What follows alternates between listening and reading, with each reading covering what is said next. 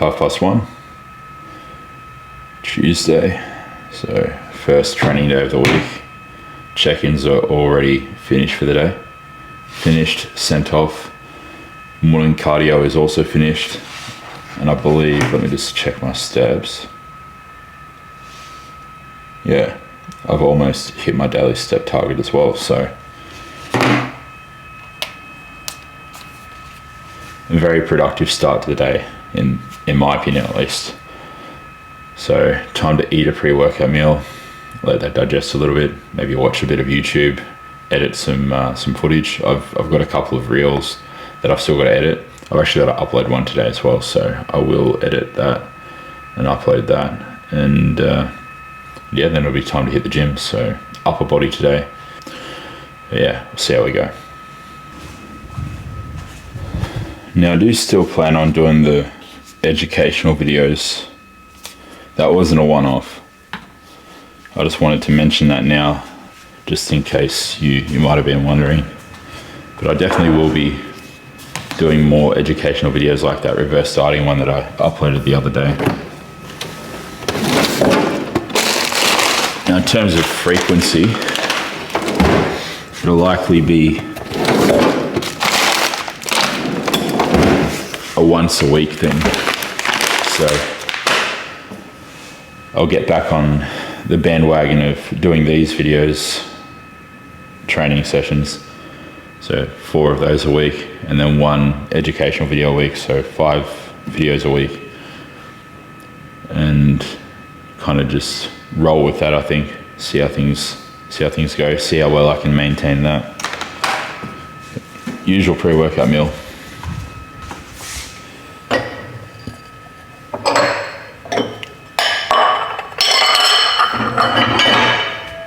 Just get all of the crockery, as my mum would say. All of the plates, bowls, utensils required for the meal. I don't know if that's an English term, crockery, or if it's an Australian term, but I'm assuming it's some sort of slang. If you know the origins of crockery, let me know, because I'm kind of curious. So leave a comment. So 200 grams of mango.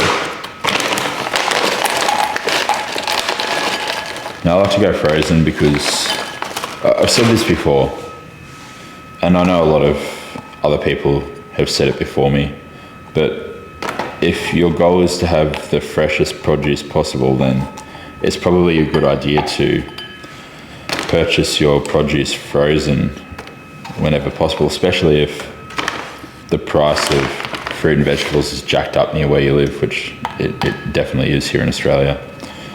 And the reason for that is, I mean, the obvious reason, the same reason that everybody else gives, is when you purchase frozen fruit or vegetables, it's flash frozen basically at peak ripeness. So you're going to get very nice tasting a lot of the time. Sometimes they artificially third time's the charm. Sometimes they artificially ripen fruit. But if it's not artificially ripened, then it's usually genuinely ripened and it tastes a lot better. At the very least, it's fresh. At least you know it hasn't been sitting in the back of a truck, a refrigerated truck, traveling halfway across the country or overseas across water in a boat to reach you. Because if that's the case, then there's a high probability that the fruit and the vegetables are not going to be as fresh as you'd like them to be. I should say that. 100 grams of blueberries. Sometimes I'm naughty and I'll do 125 grams. That's my equivalent of cheating on my diet.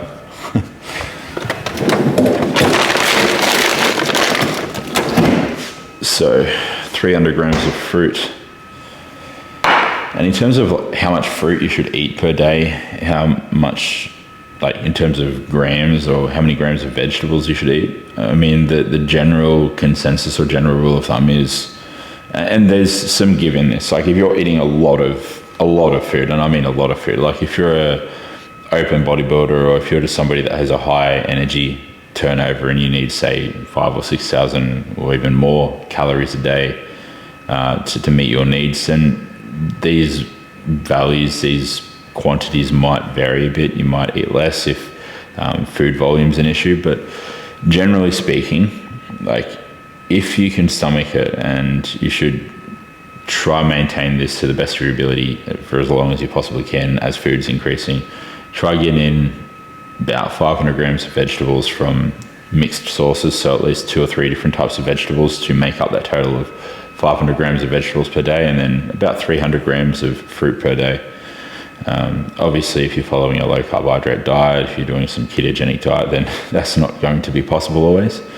So you take that with a grain of salt. But if you're eating a omnivorous, varied, what most would consider balanced diet, which I consider a balanced diet, then yeah, 300 grams of fruit per day from 2 to 3 different types of fruit, and then 500 grams of vegetables from at least 3 different types of vegetables per day is a good rule of thumb, a good benchmark to aim for. Powdered peanut butter, I go 30 grams of this. I put a sprinkle of cinnamon in there too. Just adds a bit of extra flavor. And then reconstitute it with water. Same way you would reconstitute growth hormone with water, except not the same way. You wouldn't put growth hormone powder in a bowl and mix it with water. But reconstituting the powdered peanut butter with water, that's what I was saying. And you might be asking, well, why aren't you using peanut butter? Why are you using powdered peanut butter? Well, I don't want the fat that comes along for the ride when you eat peanut butter. Mostly because it's a pre-workout meal, and I find that having too much fats in my pre-workout meal slows digestion down too much.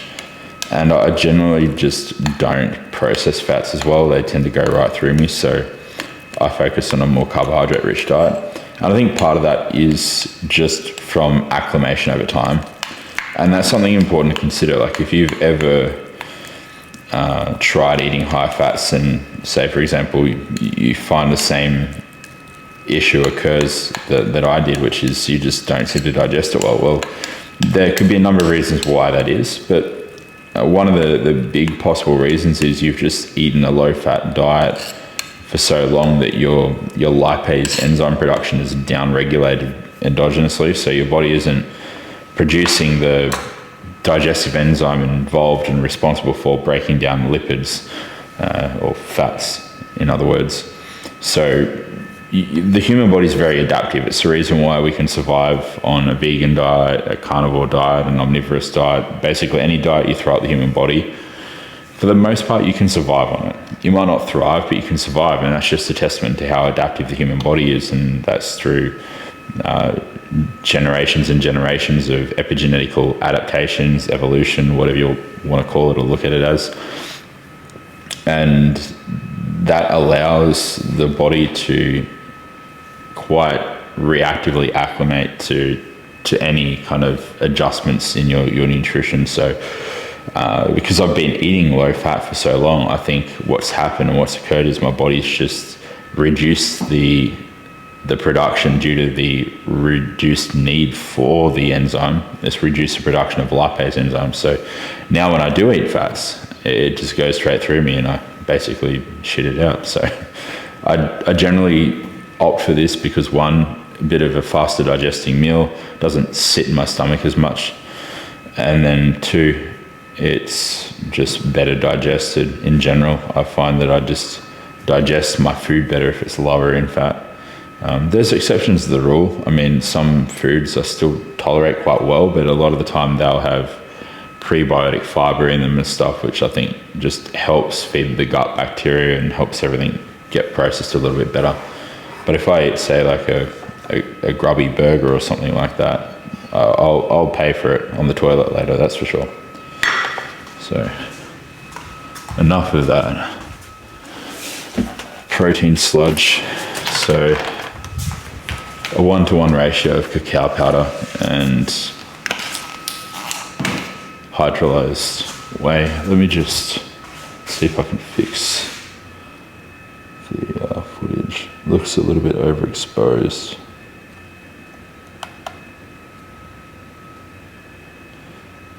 I don't really think that's helping, but we shall see. I turned the exposure down, but I don't think it's going to make much of a difference at this shutter speed. If I change the shutter speed, the exposure adjustment will have more of a profound impact. I can guarantee that, but then that will mess up the shutter, and we don't want that. I'm slowly learning more about cameras. It's a process. I've had them for long enough, so I figured I'd better start learning more about it so I can actually, I suppose, use it to my advantage and record better footage. Not that I'm going to be able to record amazing footage on an APS-C camera anyway, but record the best footage that I possibly can on it, at least. So 30 grams of cacao powder, 30 grams of whey isolate, and then again reconstitute with some water. But instead of turning this into a paste, you turn it into more of a syrup, more of a topping. It's always messy. If you want to avoid getting cacao powder and protein powder on you when you're doing this, I'd recommend using a bigger bowl or a bigger ramekin than I am. But I've basically filled the bowl right up to the brim. This is quite a small one. But I refuse to use anything else because I specifically bought these from Kmart for this exact task. And so it'll be all for nothing. It'll be all in vain is what I'm looking for if I don't use this to create the protein sludge.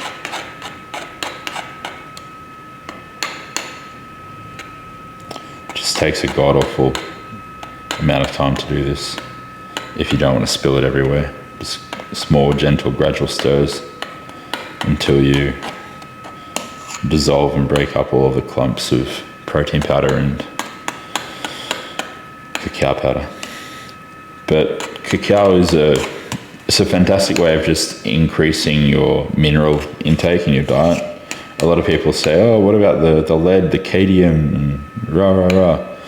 Honestly, I don't really think it's that big of a deal.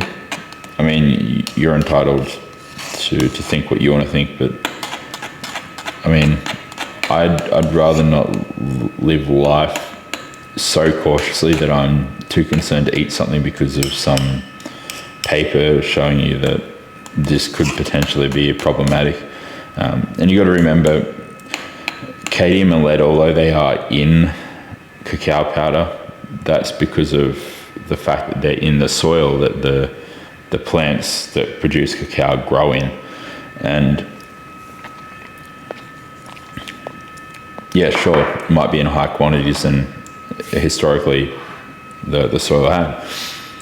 But I mean, natives, locals to the area, to the land where like the cocoa plant grows, they've been eating this for God knows how long, and they're fine. I mean, they're some of the healthiest individuals in the world.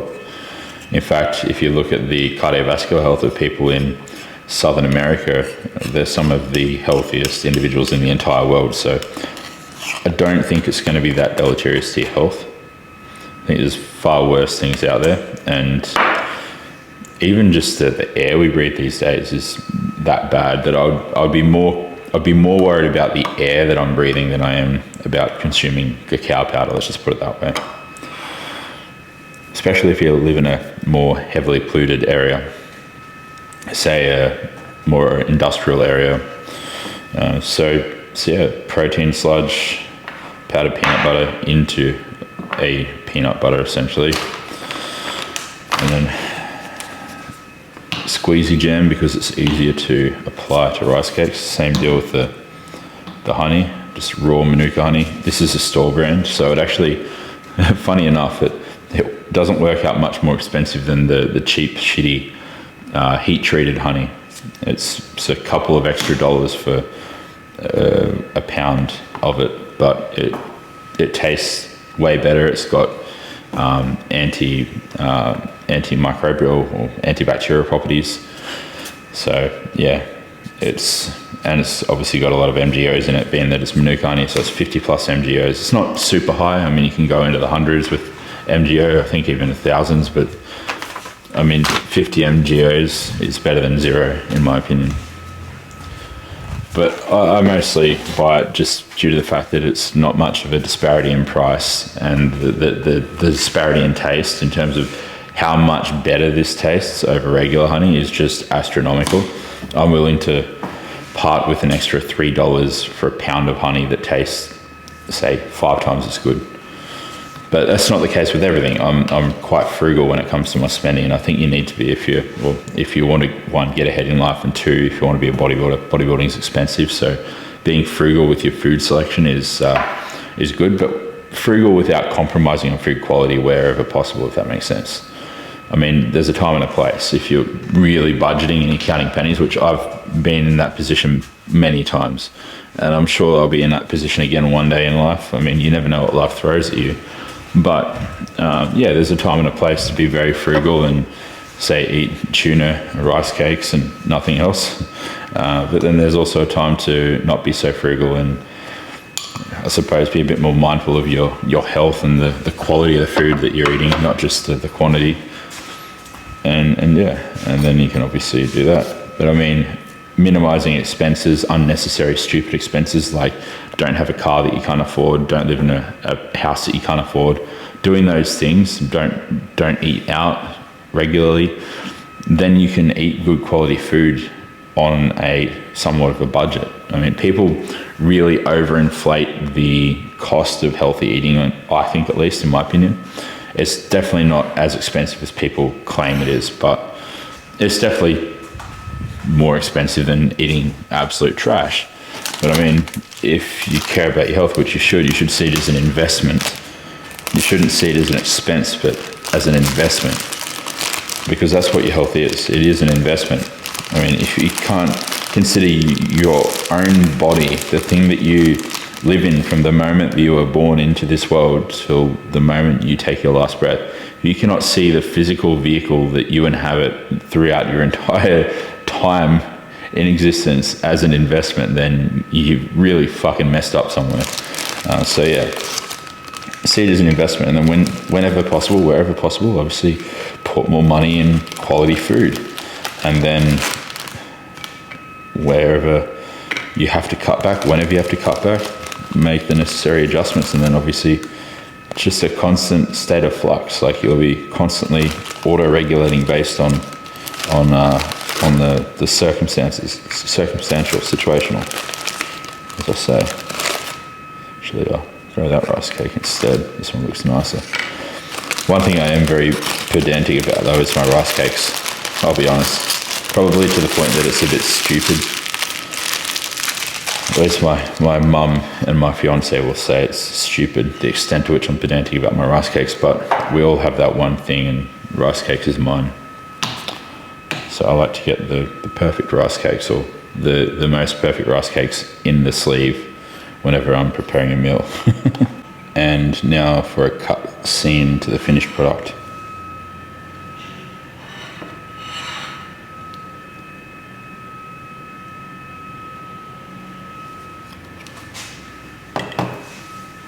Let's pour this on here, bit of a aesthetic shot.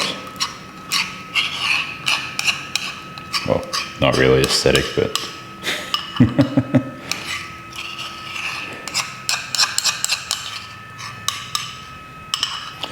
that's as good as it's going to get.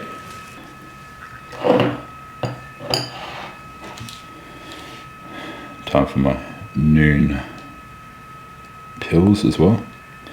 No actual heart medication in this one, just supplements. There's only heart medication in the morning and bedtime. The other two, noon and evening, are just health supplements. If you do decide to give this meal a go yourself, just do one thing. Promise me you'll do one thing, and that is let the fruit defrost partially. Not completely, but just partially, so that way you're not biting into just hard frozen chunks of fruit. It's kind of semi-defrosted. You get that juiciness of the fruit, and the texture is a bit nicer. It's also a little bit sweeter too that way. When the fruit's completely frozen, you don't really taste the full flavor of the fruit. Yeah, finish this, watch a little bit more of Elementary with Lucy Liu in it, and then it'll be upper body.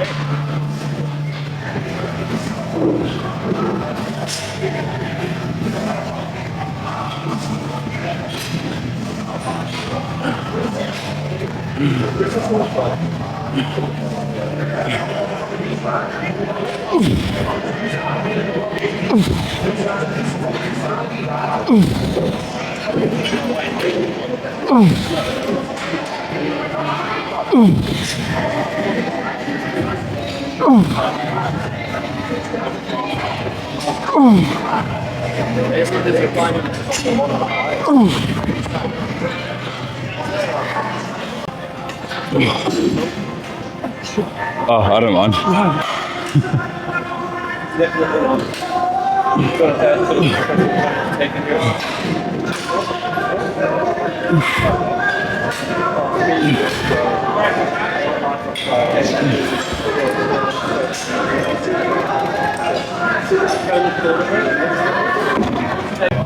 No, the face stuff, people say like, I don't really want to go into detail, but you know what I mean? And they'll be like, yeah, okay, no problem. I know. So where about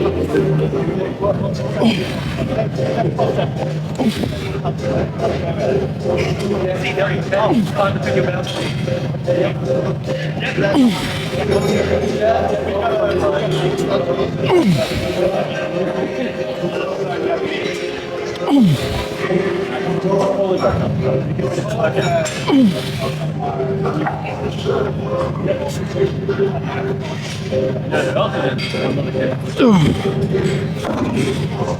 So first set felt like the seat was a little bit too high, and the way I gauged that was I didn't quite get a stretch at the top. Not the stretch that I was expecting at least.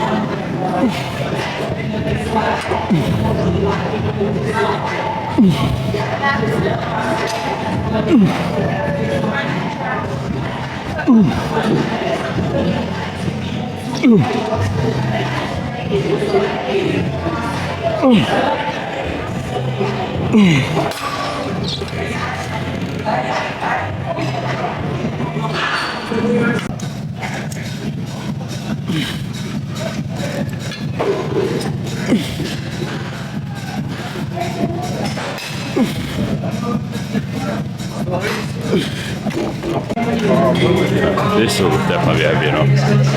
Definitely. Maybe a little bit too heavy actually. We'll see.